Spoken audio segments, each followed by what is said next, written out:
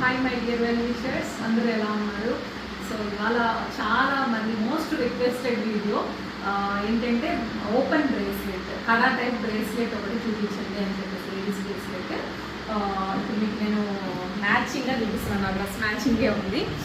ఇది తీసుకుంటే మనకి జస్ట్ ఒక 10 గ్రామ్స్లో మనకి మంచి ఫినిషింగ్తో వచ్చేస్తుంది. ఇది మీకు సేమ్ జ్యువెలరీ మీకు సిల్వర్లో కావాలన్నా, ఫ్యాషన్లో కావాలన్నా కామాక్షి గ్రాండ్ జ్యువెలర్స్లో అవైలబుల్ ఉంటాయి అన్ని సెక్షన్స్ కాబట్టి.